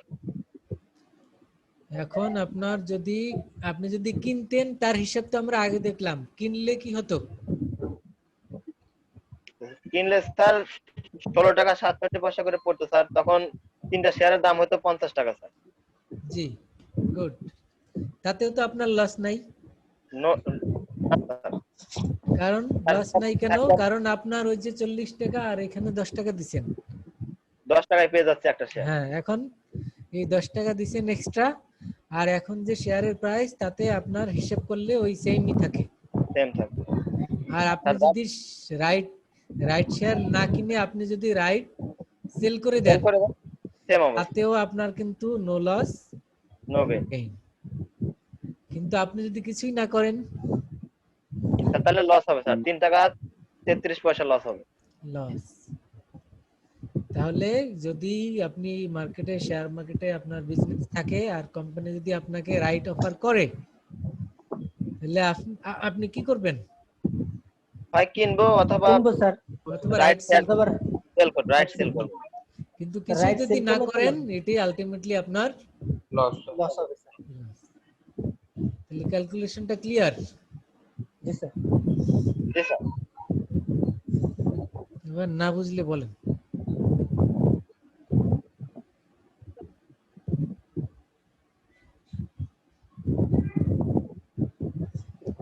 এরপরে আরেকটি জাস্ট এক কথায় আমরা শিখবো, সেটি হলো ডাইলিউশন। রাইটস অফারিং এর এটি অল্টারনেটিভ। রাইটস অফারিং এ আমরা এতক্ষণ ক্যালকুলেশনের মাধ্যমে দেখলাম যে শেয়ার হোল্ডারদের ভ্যালু ডিক্রিজ করে না, কিন্তু ভ্যালু ডিক্রিজ করে কখন? যদি কোম্পানি right- ক্যাশ অফার করে। Cash offer. যদি কোম্পানি ক্যাশ অফার করে অথবা আপনি রাইট অফার করলো আপনি না কিনেন, তাই তো? জি স্যার। আচ্ছা, তো এই যে শেয়ার হোল্ডারদের ভ্যালু ডিক্রিজ করা বা লস হওয়া, এটাকে বলে ডাইলিউশন।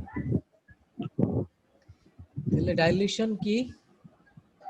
শেয়ার হোল্ডারের loss sir. Loss in existing share holders value.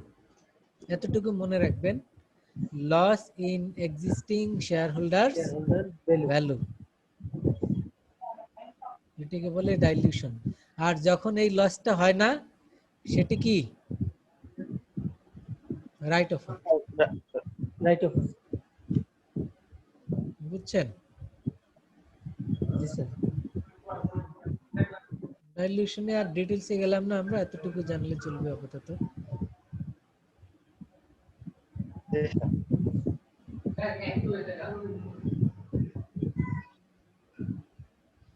খাতা কলম আছে হাতের কাছে? জি স্যার।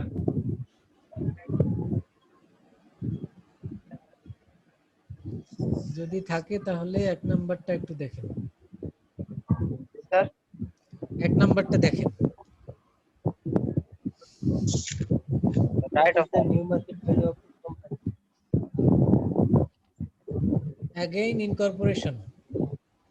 The company নাম Again Incorporation is proposing a rights offering. Presently there are 5,50,000 shares outstanding sir at এটা কয় 87 পেজে স্যার? each. স্যার এটা কত নাম্বার পেজে? 652.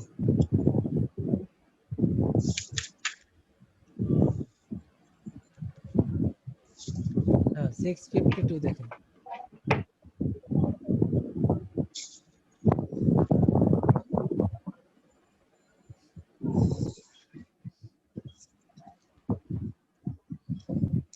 তাহলে এখানে কি কি ইনফরমেশন আছে? There are 5,50,000 shares outstanding at 87 each.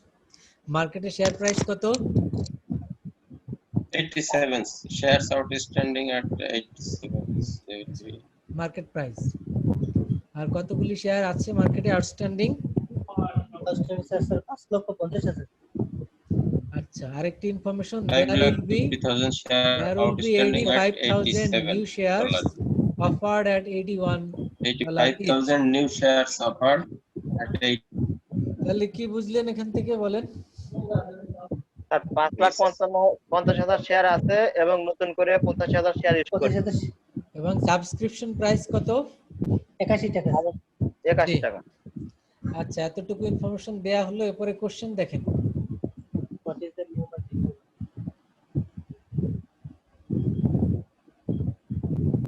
what is the new market value of the company?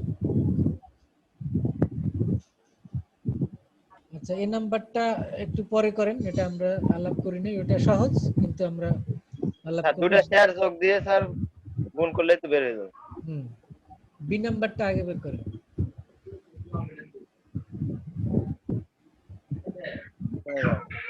Sir 6.47 কি বের করেছেন? 6.47 কি এটা? Sir B. How many rights are associated with one of the new share? একটা শেয়ার কেনার জন্য rights কতগুলি 6.47 দরকার? 6 পয়েন্ট হবে কি 0 পয়েন্ট আসবে। কিভাবে বের করেছেন বলেন? ওই ফর্মুলা যেটা আমরা শিখলাম না, দুইটা ফর্মুলা। জি স্যার। জি sir. Old share by new share. জি স্যার 5,55,000 ভাগ 85,000। এতে কত হয়? স্যার 6.47 হয়। আচ্ছা এবারে সি নাম্বার বের করেন। X right. এক্স রাইট বলতে রাইট অফার করার পরে মার্কেটে যে শেয়ার প্রাইস কমে যাবে, সেই কমে যাওয়া সেই প্রাইসটাকে বলে এক্স রাইট। তখন কত হলো সেইটা বের করেন। স্যার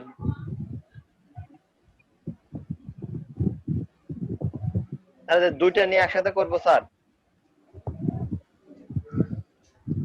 আগের ক্ষেত্রে আমরা বের করেছিলাম না 16.67 এক্সাম্পলে, ওইটাই হলো এক্স রাইট প্রাইস, ওইটা বের করেন।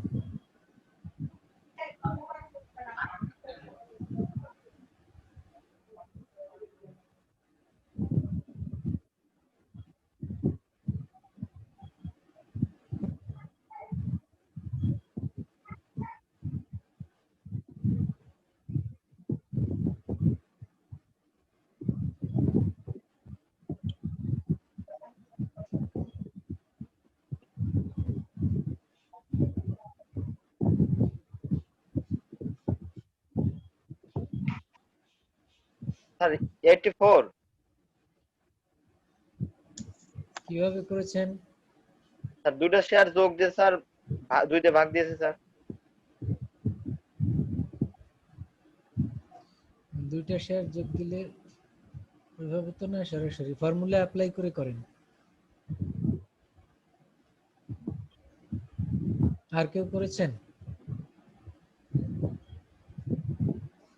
স্যার ওখানে তো স্যার বাকিদের রেসপন্স দেখতে পাচ্ছি না।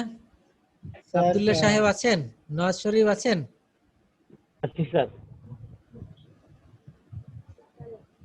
নওয়াজ শরীফ আছেন? স্যার এটা তো বের করতে স্যার সি এর কোশ্চেনটা কি ছিল স্যার?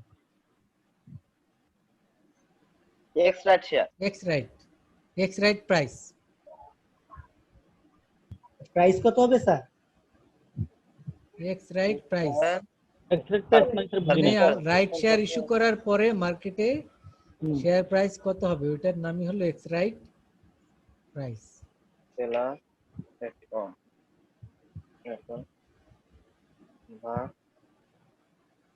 84 টাকা স্যার। স্যার এখানে তো স্যার ওই যে 6.47 রাউন্ড ফিগার আসে নাই স্যার, এইজন্য একটু স্যার সমস্যা হচ্ছে স্যার। স্যার 6.47 আসছে স্যার, এখানে তো স্যার কোন রাউন্ড ফিগার সমস্যা নাই তো। স্যার তাহলে আমরা 84 টাকা স্যার কয়টা নিব স্যার? ফর্মুলাটা বলেন। কোন ফর্মুলা? স্যার 84 টাকা স্যার। এক্স রাইট প্রাইস ফর্মুলাটা একটু বলে দিলে ভালো হয়। ওই যে আগে শেয়ার সংখ্যা কত ছিল আর এখন কত, এটা অ্যাড করবেন। স্যার ওইভাবে স্যার আসে হলো 86 পয়েন্ট সামথিং স্যার।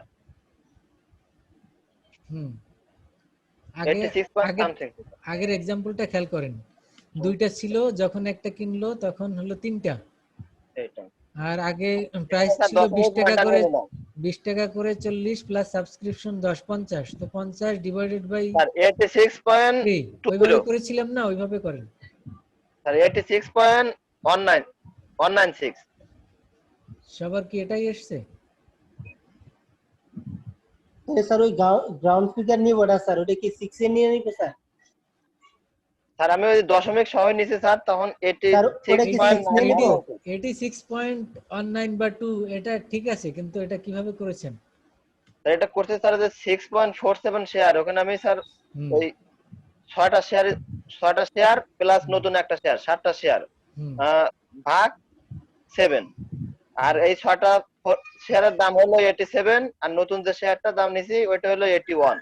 হুম 87 দিয়ে 6টা গুণ করছি প্লাস ওই 81 ভাগ 7।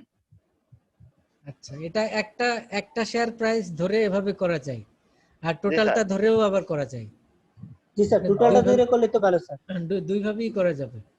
স্যার টোটালটা হয়েছে? ধরলে তো স্যার ওই 85 মানে 85,000 শেয়ারই ধরতে হবে স্যার। জি জি, সেক্ষেত্রে 85,000 কিভাবে করবেন আমি দেখাচ্ছি এটা। তাহলে তাহলে তো স্যার ওই ফিগারটার জন্য একটু ঝামেলা হয় স্যার।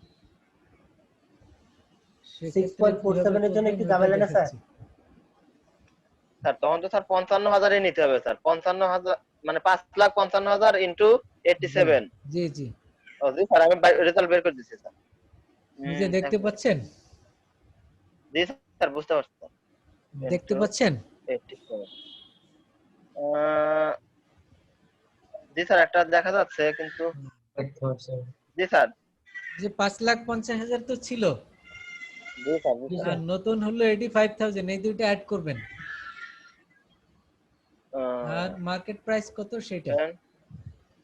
85 স্যার 54,00,000 45 ইন্টু 1 688 5 1 2 3 প্লাস 478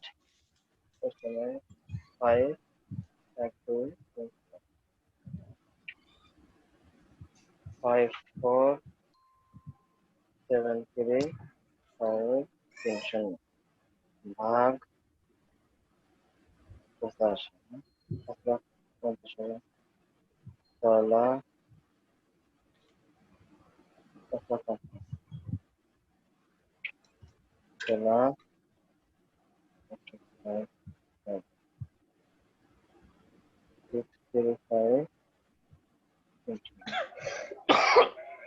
54,07,35, এটি কিভাবে আসছে এটা কি বুঝছেন?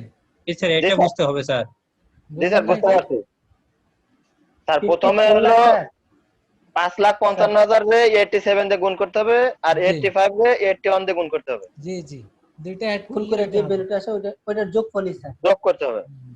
6 3 5 1 2 স্যার একটু বলেন তো আবার। 86.196 স্যার, ওই এই যে একই আছে দেখেন, স্যার। এ নাম্বারে যেটি বের করতে বলছিল আমরা করি নাই, সেটাই হলো এটা। ও নিউ জি স্যার, মার্কেট। দেখতে পাচ্ছেন? নিউ মার্কেট ভ্যালু যেটা ওইটাই স্যার এটা হুম স্যার। ওই একই রেজাল্ট আছে স্যার, 86.196 জি, স্যার। আমি একটা নিয়েও যেটা রেজাল্ট আসছে এভারেজও একই রেজাল্ট। একই তো আসবে। ওইটা একটা শেয়ার ধরে করছিলেন, আর এখানে টোটালটা ধরে করছেন। স্যার আমরা করবো কোনটা নিয়ে, একটা নিয়ে না টোটালটা নিয়ে? আপনাকে বের করতে বলছে এক্স রাইট, আপনি যেভাবে করেন সেটাই হবে। ও জি স্যার, তাহলে আমাদের একটা করাই ভালো স্যার, সহজ হয়, এত সব দাম নিয়ে। জি স্যার।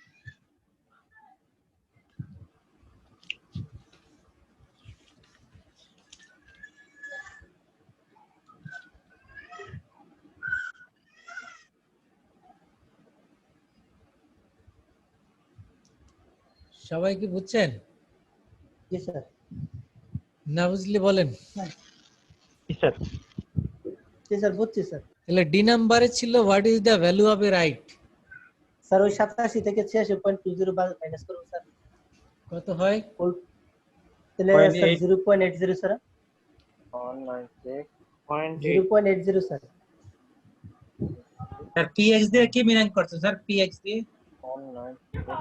ওই যে এক্স প্রাইস, ও এক্স রাইট প্রাইস বলা ছিল না এখানে? 0.804 ইতে প্রাইস, এক্স বলতে x right price. Sir 0.8 sir, 0.8 sir. 0.8। 804 জি স্যার। আচ্ছা, তাহলে তো সবার বোঝার কথা। তাহলে লাস্ট কোশ্চেনটা কি ছিল? লাস্টে কোশ্চেন স্যার দেখতে পাইনি স্যার, এটা বলে দেন। ও আচ্ছা, লাস্টের কোশ্চেনটা নাই তো কোশ্চেন কি সামনে। ছিল?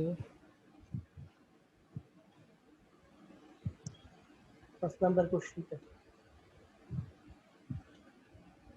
রাইট অফারিং তো সবসময় মানে কস্ট সবসময় লেস কম হয়, তাই না স্যার? জি, রাইট অফার করলে তো কস্ট কমে যায়, এই তো।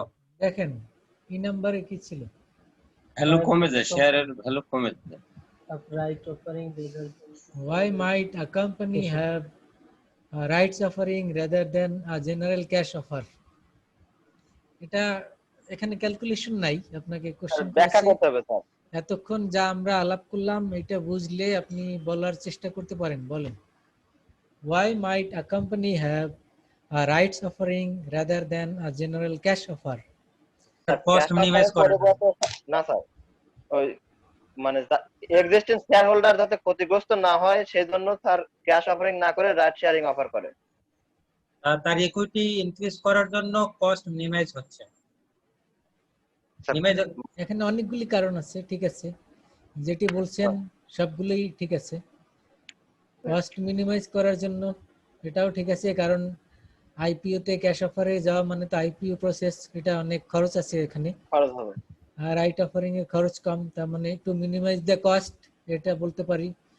To save the value of the existing share holders, existing share holder. সেটি আমরা বলতে পারি। তো এগুলি সবই এর সাথে ইনক্লুডেড। আর এ নাম্বারটা তো বুঝছেন, ওই যে নিউ মার্কেট বের করলাম তো স্যার, জি, দুটো একসাথে গুণ করে বের করতে হবে। তার মানে যেটা কি বলে মার্কেট ক্যাপিটালাইজেশন, মার্কেট ক্যাপিটালাইজেশন আর market value of the company একই কথা। Market value of the company অথবা কি বলে মার্কেট ক্যাপিটালাইজেশন। কিভাবে বের করা যায়? Total number of share outstanding into per share price. তো এখানে আমাদের নিউ মার্কেট ভ্যালু বের করতে বলেছে, এই কারণে আমরা দুইটাকেই নতুন যেগুলি ইস্যু করলাম সেগুলিও অ্যাড করে দিলাম সাবস্ক্রিপশন প্রাইস দিয়ে। ওকে, তাহলে আশা করি সবাই বুঝতে পেরেছেন। 2 নাম্বারটা নিজেরা ট্রাই করবেন, একই রকম পারবেন। তাহলে এই চ্যাপ্টারে আমরা মোটামুটি ভেঞ্চার ক্যাপিটাল এটি সম্পর্কে আলাপ করলাম। শুরু থেকে একটা রিভিউ দেন শুরু থেকে।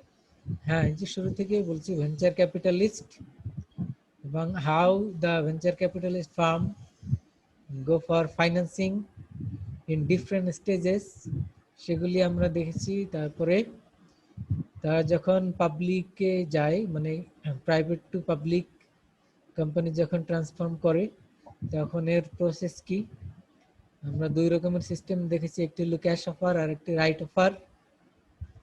তো ক্যাশ অফার নিয়ে আমরা আলাপ করেছি প্রসেস, এবং রাইট অফার কেন করা হয়, কিভাবে করা হয়, সো এটিও ডিটেইলসে আমরা দেখেছি। এবং এখানে অনেকগুলি টার্ম আছে, এগুলি সবাই মনে রাখবেন। রাইটের সাথে আমরা শিখেছি x rights. X rights price হলো when the date is expired then the share price in the market। যখন রাইট আপনার আর এক্সারসাইজ করার টাইম থাকবে না, ডেট এক্সপায়ার হয়ে যাবে, তখন শেয়ার মার্কেটে শেয়ার প্রাইস কত, that is the ex rights. আর বিফোর মানে রাইট এক্স রাইট প্রাইসের আগে যেটি ছিল সেটি বলে রাইটস অন অথবা অন রাইট প্রাইস, বুঝছেন? Rights on, O N on, আর একটি হলো এক্স রাইট। তার মানে যতদিন আপনার এক্সারসাইজ করার টাইম থাকে ওইটা হলো রাইটস অন, আর যখন এক্সপায়ার হয়ে যায় তখন মার্কেটে শেয়ার প্রাইস ফল করে, সেটা হলো এক্স রাইটস। এক্স রাইটটা স্যার আরেকবার বলেন স্যার। যখন আপনাকে টাইম দিল যে এই সময়ের মধ্যে রাইট শেয়ার কিনতে হবে, সেই টাইম যখন ওভার হয়ে যাবে, এক্সপায়ার্ড হয়ে যাবে, তখন তো আপনি আর কিনতে পারবেন না, আর তখন শেয়ার মার্কেটে শেয়ার প্রাইসও ফল করবে, এবং সেই প্রাইসটাই হলো এক্স রাইট প্রাইস। এর আগে যে প্রাইস ছিল সেটি হলো Right রাইটস on. অন। জি, ওকে। জি স্যার। আর একটি ম্যাথ করলাম, এটি সহজ, বুঝলে আপনি নিজেই মুখে মুখেই করতে পারবেন। জি স্যার, দুইটা ফর্মুলা শুধু আমরা ওখানে শিখলাম, যে number of rights required to have a new share, সেটি কি ছিল? Old share divided by, subscription share. নিশ্চয়। New share. আর number of new share issue, সেটি কি ছিল? জি sir, Number of old share by sub. জি, দুইটা আমরা শিখলাম না ফর্মুলা। জি স্যার।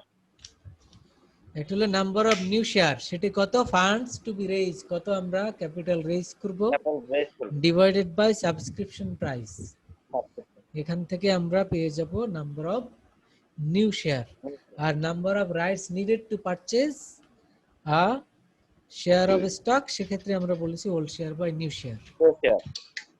আর এক্স রাইট প্রাইস কিভাবে বের করে, ওটা তো আমরা দেখলাম যে একটি শেয়ার দেখলাম। দিয়েও বের করা যায়, আবার আবার সবগুলো টোটাল নিয়েও করা দিয়েও যায়। বের করা যায়। বের করব। একটি শেয়ার দিয়ে বের করার ওটা ওই যেখানে আমরা বইয়ে দেখেছিলাম ওইখানেই ফর্মুলাটি লেখা আছে। স্যার মার্কেট ক্যাপিটালাইজেশনের সূত্র হচ্ছে মার্কেট ক্যাপিটালাইজেশন। জি, total market value of the company, এটি হলো total number of share outstanding in the market into per share price in the market.